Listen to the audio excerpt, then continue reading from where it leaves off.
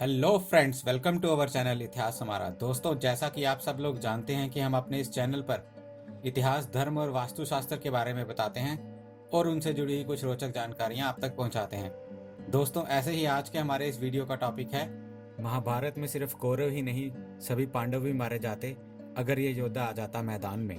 दोस्तों, महाभारत के युद्ध में पांडवों की जीत का श्रेय भगवान कृष्ण को जाता है। जिस तरीके से पांडवों ने कम सेना के बावजूद कौरवों का विनाश किया, ये सब श्री कृष्ण की रणनीति का ही कमाल था।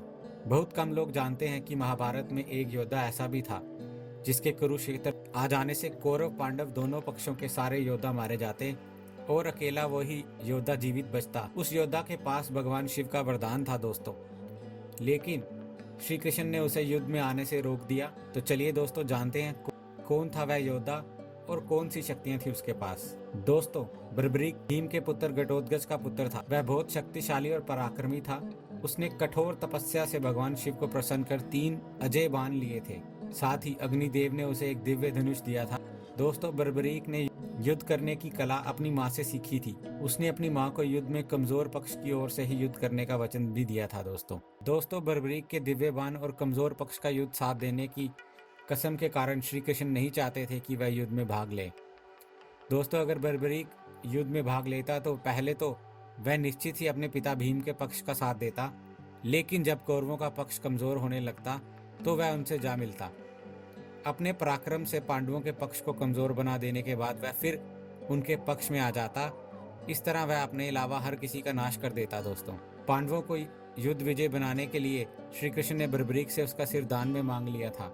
उन्हें अपना सिर दान में देने के बदले बर्बरीक ने पूरा युद्ध अपनी आंखों से देखने के लिए दिव्य दृष्टि मांगी थी। दोस्तों, तब भगवान श्री कृष्ण ने उसके सिर को एक ऊंचे पहाड़ पर स्थित कर दिया और उसके बिना शरीर के सिर को दिव्य दृष्टि भी प्रदान की थी ताकि वह पूरा युद्ध अपनी आंखों से देख सके। दोस्तों, चलिए ये जानते हैं कि क्या खासियत थी बर्बरीक के बाणों की। श्री कृष्ण युद्ध में कमजोर पक्ष का साथ देने वाले बर्बरीक की प्रतिज्ञा के बारे में जानते थे दोस्तों, इसलिए वह बर्बरीक की योग्यता की परीक्षा लेना चाहते थे। उन्होंने बर्बरीक को अपने तीनों बाणों का महत्व बताने को कहा। तब बर्बरीक ने अपने पहले बाण की योग्यता बताते हुए कहा कि ये बाण उन सभी वस्तुओं पर निशाना लगा देता है जिन्हें मैं खत्म करना चाहता हूँ। दूसरा बाण उन सभी वस्तुओं को निशाना लगा देता है जिन्हें मैं बचाना चाहता हूँ। अंतिम बाण पहले बाण से निशान लगाई सभी वस्तुओं का विनाश कर देता है। अंत में तीनों बाण पुनः मेरे पास लौट आएंगे।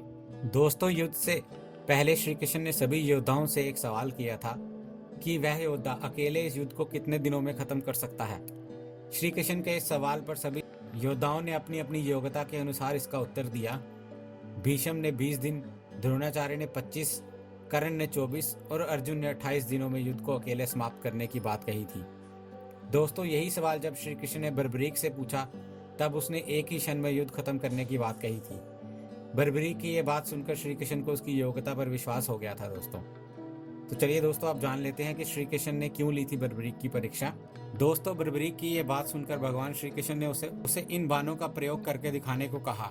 एक पेड़ की सभी पत्तियों में अपने एक ही बाण से छेद करके दिखाने को कहा और उसकी योग्यता का पता लगाने के लिए उस पेड़ के एक पत्ते को अपने पैरों के नीचे रख दिया। बर्बरीक के बाणों से उस पेड़ के सभी पत्तों के साथ श्री कृष्ण के पैरों के नीचे रखे पत्ते पर भी छेद कर दिया।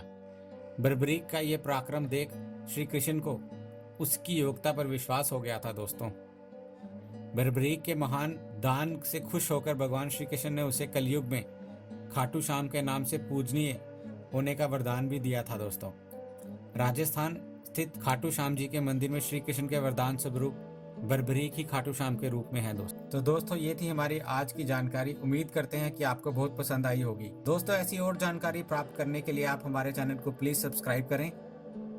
दोस्तों, हमें आपके सुझावों का भी इंतजार रहेगा, तो इसलिए कमेंट बॉक्स का इस्तेमाल करते हुए अपने कमेंट्स दीजिए। हमारे इस चैनल के साथ बने रहने के लिए आपका बहुत बहुत धन्यवाद।